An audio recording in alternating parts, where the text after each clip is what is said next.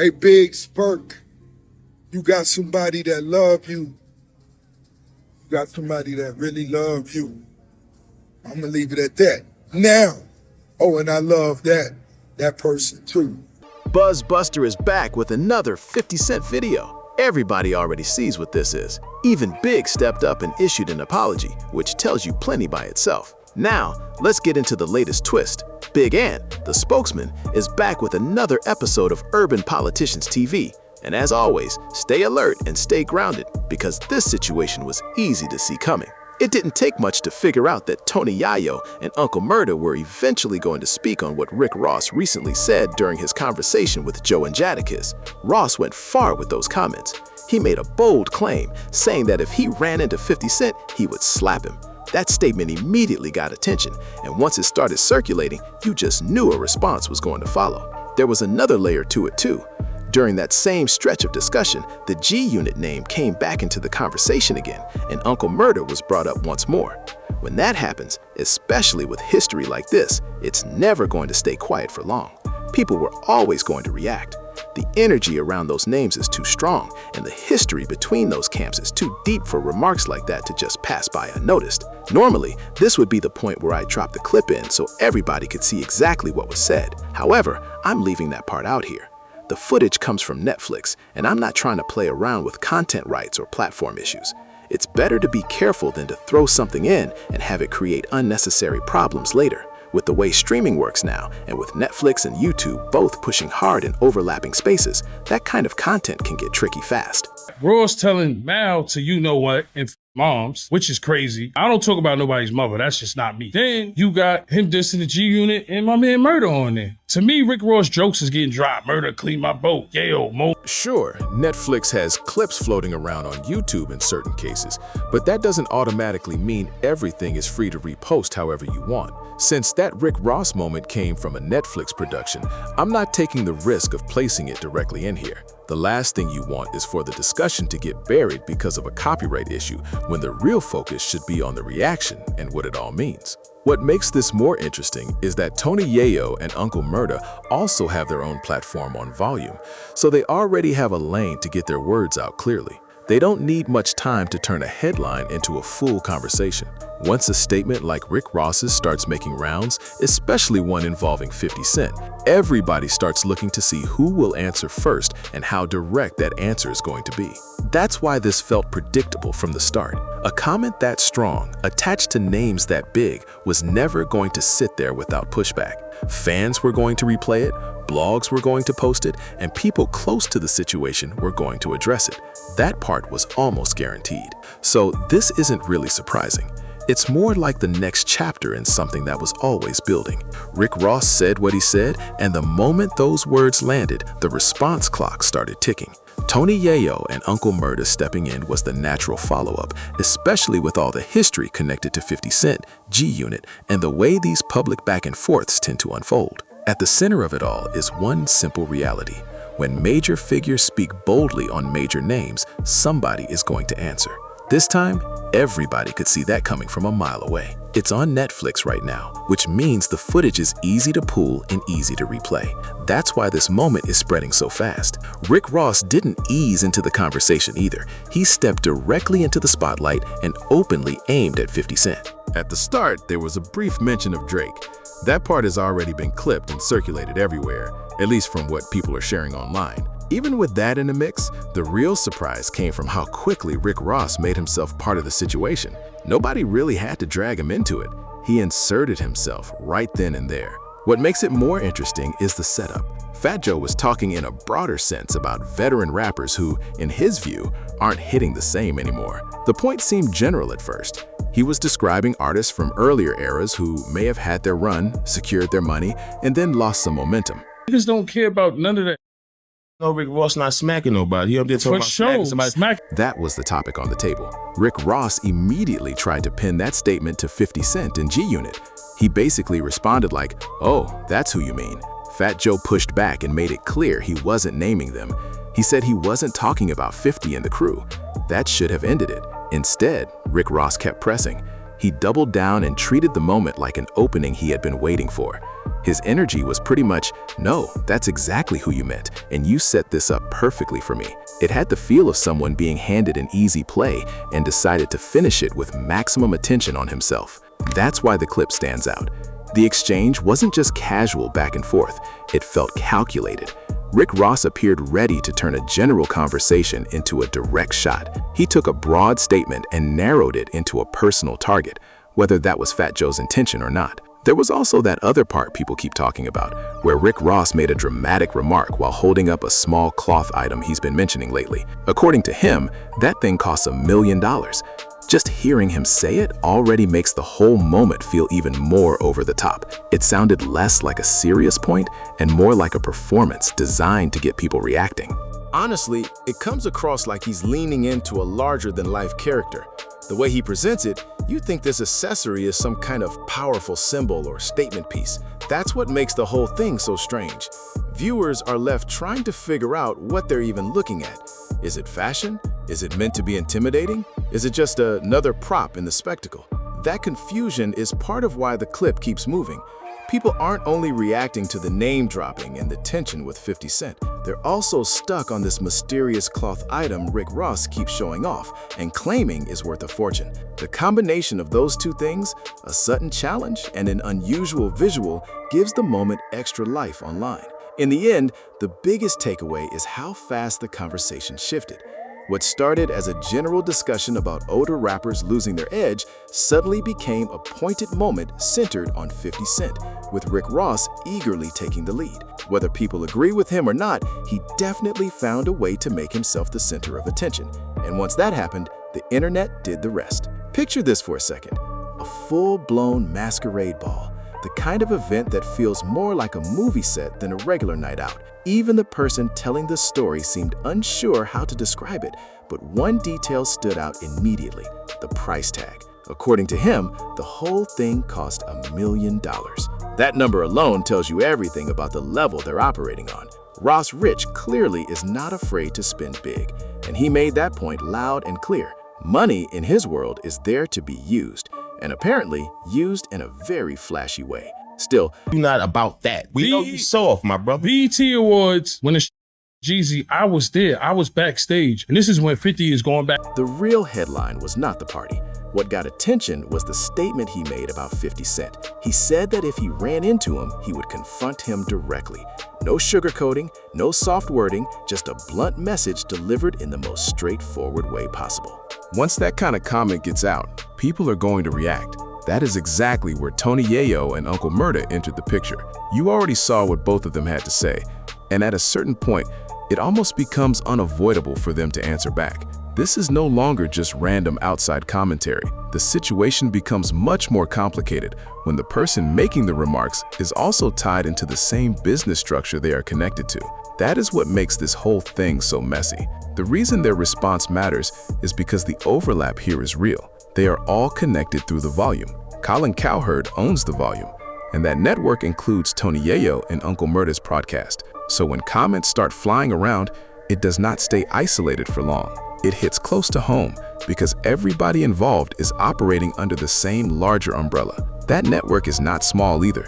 Tony Yayo and Uncle Murda are on it, but they are far from the only names attached. Fat Joe and Jadakiss also have a podcast there. Shannon Sharp used to be part of that lineup as well. Club 520 is on the platform too, along with several other shows connected through the volume and iHeartMedia. There is even more crossover when you look deeper into the roster. Rory and Mal are part of that world too. So now you are not talking about a simple disagreement between a few people. You are looking at a network filled with personalities, histories, alliances, and old tension, all sitting in the same ecosystem. That is why Tony Yayo made the comparison he did. He basically said it feels like a new death row, or at least something close to that kind of atmosphere. What he was really getting at is the strange energy around all these connected conflicts. Everybody has history with somebody. Everybody has an opinion. And somehow they all keep ending up under the same banner. From the outside, it looks almost unbelievable. One network, multiple podcasts, big personalities and a growing list of issues that are all tangled together. It creates the kind of environment where one comment can quickly turn into a much bigger conversation. So what started as talk about an extravagant event suddenly shifted into something else entirely. Power, influence, business ties, and personal tension, all wrapped into one story. That is why people are paying attention. It is not just about who said what. It's about who is connected to who shares the same platform, and how quickly things can get awkward when everybody involved is already working under the same roof. It has reached a stage where staying quiet is no longer really an option. Once a story starts spreading across blogs, podcasts, and social media, especially when the people involved have already been speaking publicly on microphones. 50 was just wilding that day. When Rick Ross walked by me, Smack got the video, he just don't want to put it out. They said, what up? They had like 30 niggas with them. And I'm like, what up? Like, we don't never travel light, so he knows it's not like that. But now the volume is definitely like Death Row. Yeah, but Ricky goes out of your punk. Nigga punch him in the A response almost feels unavoidable. At that point, the best move is to be direct and honest about it. From the way it was described, he accepted it for what it was. There were also claims that conversation came up about the situation involving Ross and Jeezy. That part caught attention because it connects to stories that have been floating around for a long time in hip-hop circles. I remember Yayo mentioning that there is supposedly footage out there that shows what was happening behind the scenes when they crossed paths with Rick Ross. According to that version of events, there may have been more going on than the public ever got to see. Even though nobody fully laid it out, the suggestion was clear. There are details people know, but for one reason or another, that material has never really been pushed into the spotlight. At the same time, there was also talk that Ross and Jeezy allegedly had some kind of confrontation. That rumor is not exactly new either. Gucci B had spoken on similar claims in the past, which only gave the story more life. Over the years, bits and pieces of that narrative have kept resurfacing, with different people adding their own version of what they heard happened. One of the stories going around was that Jeezy supposedly approached Ross during the height of their issues. The claim was that he tried to press the situation while tensions were already high between them. This was back when the rivalry was active, and emotions around that conflict were still very real. In that kind of atmosphere, even a small encounter could instantly become a major story. The way it was framed, the warning was simple. This is not something Ross would really want to revisit. Some situations in rap do not just fade away with time, especially once the internet gets hold of them. When a moment becomes part of online history, people keep bringing it back up, no matter how many years pass. That is why the mention of Canada matters so much in these conversations. The argument being made was that Ross is always going to be tied to what happened there, because once something lives online, it follows you. It turns into one of those moments critics, fans, and rivals can keep referencing whenever they want to throw a shot. In other words, that incident has become part of the public narrative surrounding him. Fair or not, that's how the internet works. It freezes certain moments in place and keeps recycling them whenever old tensions resurface. So anytime his name gets pulled into conversations about past conflicts, people are likely going to bring up Canada as a jab. That is really the bigger point here. When artists build careers in the public eye, their disputes do not stay private for long. A comment on a podcast, an old rumor, or an unseen piece of footage can suddenly become relevant again. Once enough people are talking, silence starts to look like its own kind of statement. So now, with all these old stories being mentioned again, the pressure to address them only grows. Whether every claim is true or not, the conversation is already moved into that space where people expect somebody to say something. And when the internet senses a lingering controversy, it rarely lets it go quietly. Honestly, it doesn't seem like Ross is emotionally invested in any of this. From the outside, it comes across much more like a promotional move, almost as if he sees the whole situation as a chance to bring attention back to his book and keep his name in the conversation. What makes it stand out even more is the strategy behind it. The impression is that he's treating controversy like a marketing tool, similar to that aggressive attention-grabbing approach 50 Cent has used in interviews for years. Instead of stepping in quietly or staying neutral, he appears to lean into tension on purpose, knowing full well that conflict gets people talking. That pattern has shown up more than once.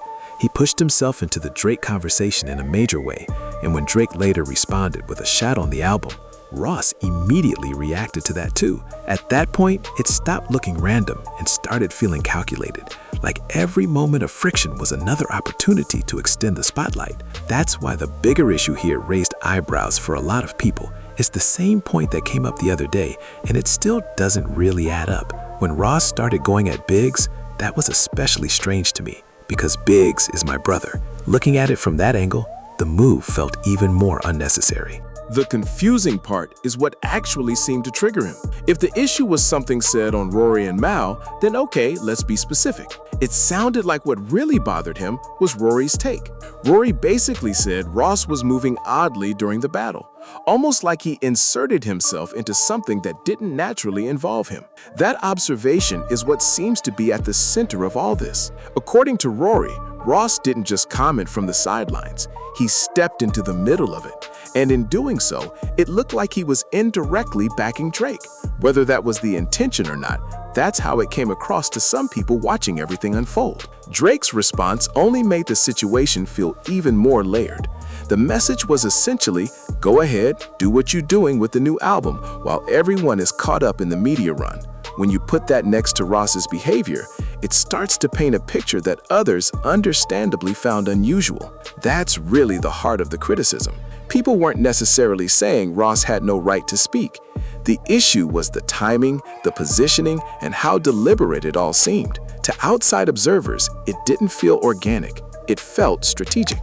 From that perspective, Rory's point was pretty simple. This whole thing looked weird, not because Ross made a comment, but because of how often he appeared to place himself right where the attention already was. Each move seemed to line up with a moment when the spotlight was hottest, and that naturally led people to question the motive behind it. At the end of the day, that's why the reaction has been what it is. A lot of people aren't reading this as genuine frustration or personal investment. They're reading it as rollout behavior, a calculated effort to turn controversy into visibility. And once that perception takes hold, everything he does starts getting viewed through that lens. Things escalated fast with Rick Ross, and once it started, it seemed like he went all the way in. The whole situation kept getting louder, more personal, and more confusing, especially when he brought Biggs into the conversation. That move never really added up to me. Here's why it stood out. Jay-Z was one of the key people who helped open the door for Rick Ross at Def Jam. For a long time, Ross appeared to be aligned with Jay-Z, publicly and professionally. Because of that history, taking shots at Biggs felt strange from the outside. Biggs isn't just some random name connected to Jay-Z. He's Jay-Z's longtime business partner and one of the foundational figures behind Rockefeller. A lot of people may not fully understand Biggs' role, and that's what makes the comments even more surprising. Ross tried to reduce the situation by bringing up a case and saying something like Biggs got caught with 20 bags of weed, almost like he was trying to make him look small or unserious. The way it was framed came off like an attempt to minimize who Biggs really is and what he contributed. My reaction was simple. Whether that number was accurate or not, that wasn't really the point. From what I understood, it was much bigger than that anyway. I believe it was closer to 200 or 300 pounds tied to a conspiracy charge involving business arrangements. There was also talk that it had something to do with packs for smoke, but regardless of how anyone describes it, using that as a joke missed the bigger picture entirely. Biggs played a major role in getting Rockefeller off the ground. He was one of the people who put real money behind the vision early on, back when Jay-Z was still trying to break into the industry. That kind of support matters. Without people willing to invest, believe, and build behind the scenes, a lot of legendary careers never even get started. Beyond the funding, Biggs was also deeply involved in the music itself.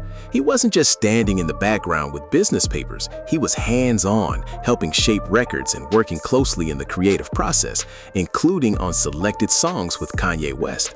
That's not a minor contribution, that's someone who had real influence in both the business and artistic sides of the culture. Because of all that, the criticism just felt off. It didn't seem to match the history, and it definitely didn't seem to respect the foundation that was laid before a lot of newer success stories even existed. When you know what Biggs meant to that era, trying to downplay him over a charge or a headline feels shallow. That's really why the whole thing didn't sit right with me. If you've benefited from relationships connected to that same circle, going after one of the people who helped build it feels unnecessary. At minimum, it feels inconsistent. At worst, it looks like ignoring the very history that helped create the lane in the first place. So when I heard those comments, I didn't just hear a diss, I heard somebody speaking on a figure whose impact goes much deeper than a quick joke or a flashy line. Biggs has a real legacy in that story, and whether people agree with everything tied to his name or not, that part can't just be brushed aside. That's why the whole angle never made sense to me.